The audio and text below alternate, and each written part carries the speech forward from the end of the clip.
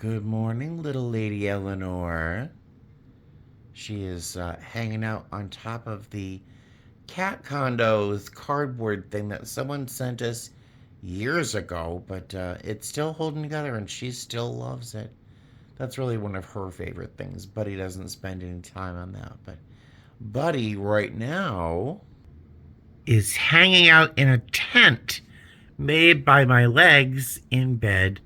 And he is under my legs, under the blanket, enjoying how cozy and snuggly it is. But we have to get up in a minute. I have to get ready for work. Womp womp. Good morning, guys. Hi, welcome back to my channel. It's me, Steven. It is 7:11 in the morning, and I got a super great parking spot at the airport. I'm very, very happy. It's a one-day trip today. I'm doing a turn to Denver and back, and then we have a Phoenix turn. So none of that should be very difficult. Both places have really good energy usually, so no problems there. Denver is blocked a little more than it should only take like an hour and 15, hour and a half to get to Denver and back. I don't see any crazy weather, so this should be good. Phoenix is a hop and a jump back, so super simple. I think that's it. Let's get into the airport. See you soon. And by the way, this is my luggage for the day. Love a turn bag.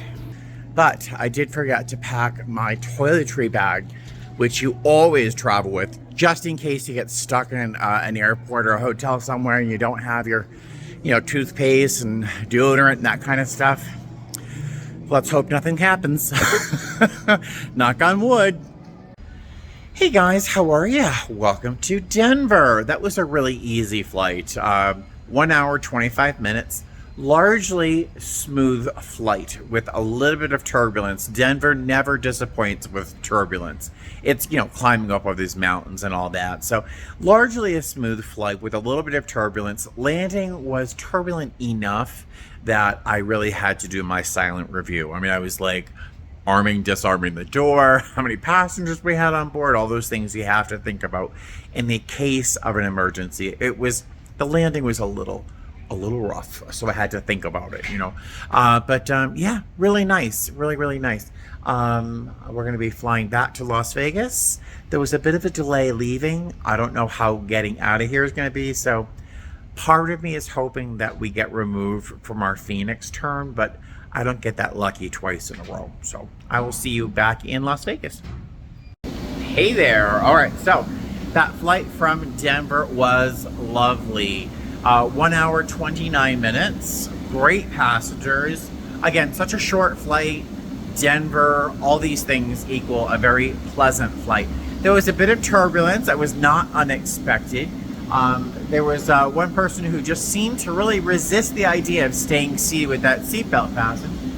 It was okay. They ended up, doing their due diligence. But I'm sitting there in a 4-point harness, and as much as a 4-point harness might sound exciting to some of you, I'm wearing a full crossbody harness here. It should be a hint that you should be in your seatbelt, blah blah blah. But we are going to be boarding in a moment, so I will see you soon. Hey guys, hi, welcome to Phoenix. That flight from Vegas here was very easy, a 49-minute flight. We had 135 passengers on board. Almost all of them perfectly behaved. Almost all of them, no kidding. They were all well behaved. Just one didn't quite understand that we had been in the air for less than a minute. And they rang their call bell. Now, that could be an emergency situation. That could be a medical emergency happening. So we were high enough that it seemed fairly steady. It wasn't too rocky. So I jumped up out of my seat, ran down to row 15 to find out someone wanted to place an order for a water and a muffin. Yeah, so that didn't happen right away, I'll tell you. We did do a quick service, which is amazing, though. If you're a passenger, try not to hit your call button for a muffin and a water when we hadn't even really finished taking off. That's my only complaint of the flight. Our next flight is going to be 45 minutes. I don't know the passenger count, but I suspect we'll be full. as it is a Saturday going into Las Vegas. So I guess I'll see you in Las Vegas. Hi. Do I look stressed? I am. Oh my gosh. So, hi, I'm still in Phoenix. We boarded, and then there's a maintenance issue. Now, I don't really experience a lot of maintenance issues. You might notice that. I don't really experience many, but when we do, like that Jose Cuervo thing, when I do experience one, boy, it's a doozy. So I'm not even quite sure what is going on. I know it's a mechanical issue. I know vaguely what it might be, but I'm not quite 100%. So I'm sorry, I'm not making any sense. What just happened? We boarded the plane.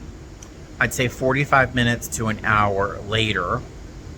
We're still not anywhere near taking off because they've tried to reset the plane and take care of all the problems, because safety first.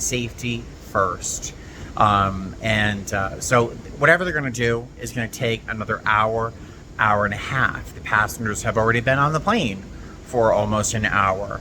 The captain and I both agreed that deplaning was on the table to make sure that they're as comfortable as they can be, and hopefully give a lot of them a chance to decompress and calm down, because many of them were very upset, understandably, about missing a connection, because there's a bunch of connections to Chicago, Detroit, a ton going to Oakland.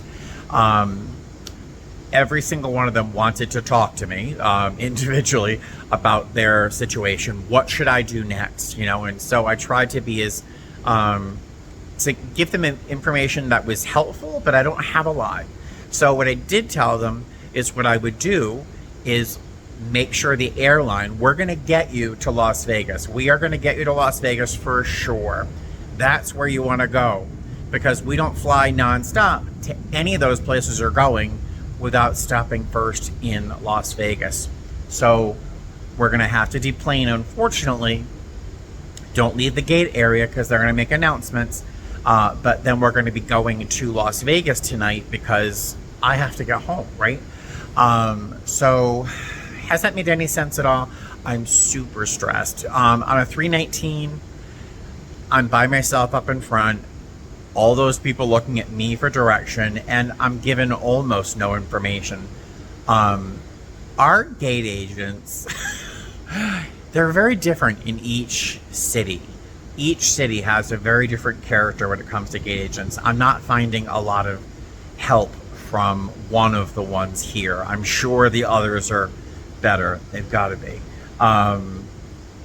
Yeah, I'm probably sharing too much. So let me stop talking before I get myself in trouble. If you're a flight attendant already, you know exactly what I'm going through. Isn't it awful? It's awful. But I just hope I can get home tonight. That's all. All right. I will see you with an update, or I'll see you in Las Vegas. Either way, see you soon. Hey guys. Hi. So I'll tell you about this flight, but it was bad. And right now, we're stuck on an elevator. Hello? Oh my God. What's going on? We're stuck on an elevator. Yeah, No, we're stuck. Here. Hello? Is everything okay? We're stuck. I'm sorry, I'm yelling. We're stuck in the elevator. Can you get... Can't make this stuff up.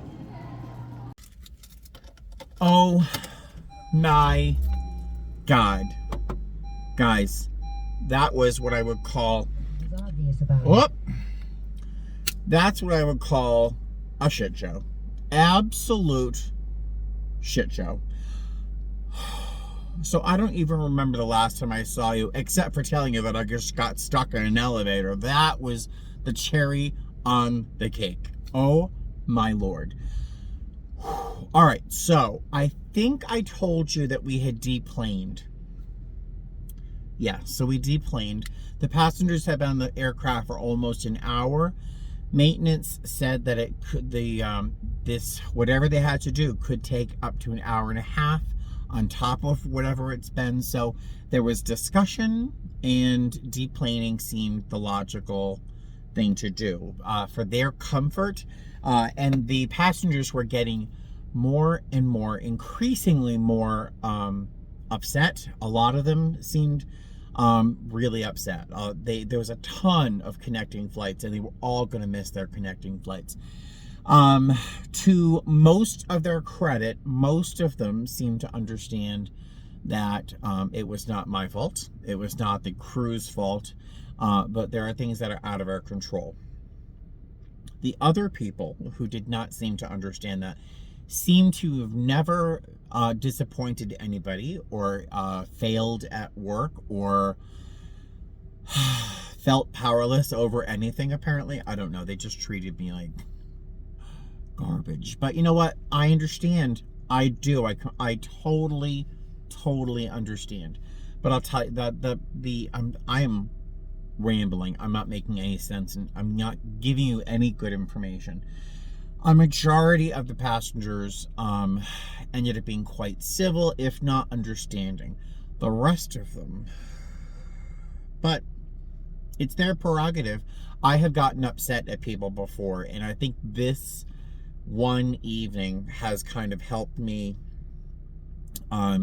refocus my energies next time I want to get upset with someone who's doing a service for me, you know. Am I making any sense? Oh my gosh. All right, so we finally we got them back on the plane after about an hour. People seemed very happy to be getting on the plane and just going and heading somewhere. And then we had to wait just a normal time for bags, for the bag sheet, for the passenger, the .Z, for all the regular paperwork.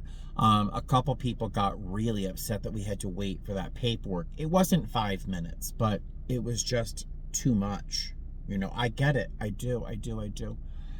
Do I still love my job? Hell yes. Oh my God, I love my job. Do I love my coworkers? Oh my God, I can't believe what this would have been like with a different crew. Oh, it always helps to have a good crew. The flight crew is even amazing. So I had the right people around me. But being lead on this leg was very stressful. Can you see? I don't know if you can see. I've got red hives. I have, there's a big giant one right here. I don't know if you can see. Can you see that? I have hives on both of my arms.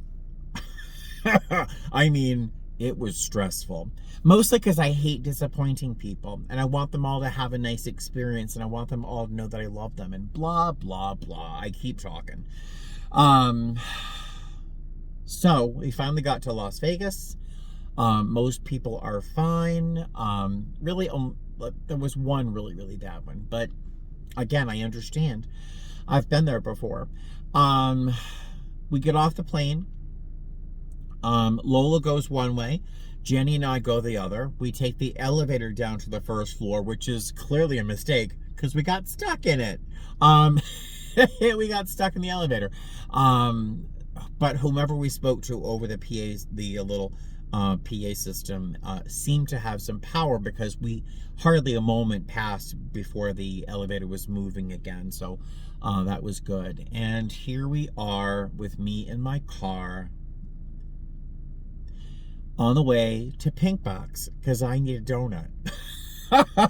I can't drink, I can't smoke, I can't do drugs, but I can have a donut. It's going to be a raspberry-filled sugar donut. That's what I'm going to get. So I think I'm going to end this video here because I am literally out of my mind right now. So,